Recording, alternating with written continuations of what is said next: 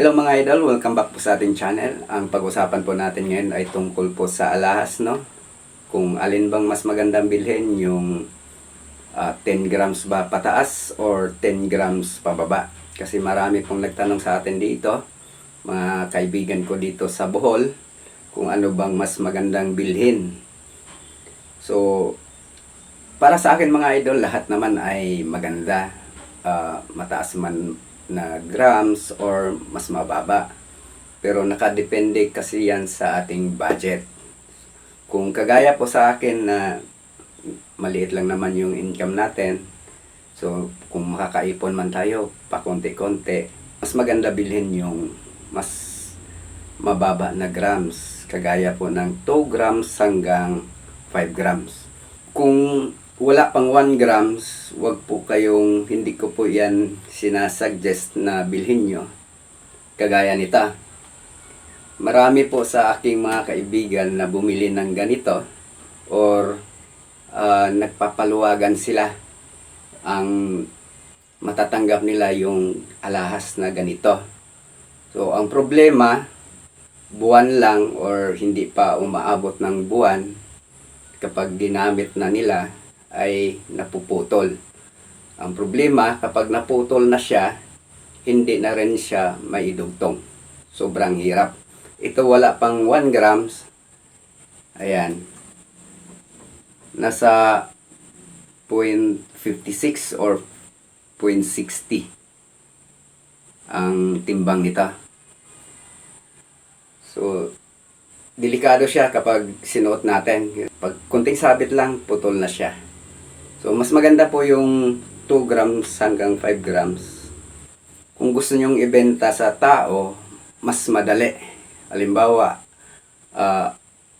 gipit kayo, gusto nyong ibenta sa tao, mas madali siyang ibenta ikumpara sa malalaki. Kagaya nito. Ito nasa 12.1 grams. Matagal ko na siyang gustong ibenta. Pero hindi ko talaga siya maibenta kasi sobrang bigat. 12.1 grams, 22 karat. So, gusto ko siyang ibenta ng 60,000. Kaso lang walang bumibili. Pero yung mga ganito lang, yung ganito. Ayan. Timbangin natin, no? Nasa 4.1. Mabilis lang itong maibenta.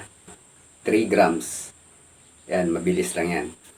Kung sakali namang hindi nyo maibenta, kung gipit kayo, hindi nyo maibenta sa tao, kapag sinangla naman ay madali lang din tubusin kasi mababa lang yung halaga. So, para sa akin mga idol, mas maganda yung mas mababa lang yung grams kasi yun nga, una, madali siyang ibenta sa tao kung gipit tayo. So, halimbawa, ibenta natin kasi kailangan natin ng pera. So, medyo madali siyang ibenta. So, pangalawa, kapag sinangla natin, tapos mayroon pa tayong balak na tubusin, so, madali lang natin gawa ng paraan kasi medyo mababa lang yung halaga. Hindi kagaya dito. No? Ayan. Para sa akin, yung 1 gram pababa, hindi ko po sinasuggest, no, na bilhin. Depende po yan sa inyo. Para sa akin, ayaw ko po yung 1 gram pababa kasi masyado nang manipis. Kung sakaling gamitin natin pang araw-araw, hindi siya maganda kasi mabilis siyang masira. So, mas maganda po yung 2 grams pataas, kahit anong klase po yan, mapa bracelet man, sing-sing, or kwintas. So, yun lang mga idol, para po sa mga nagtanong sa akin, yun lang po yung masabi ko sa inyo. Salamat.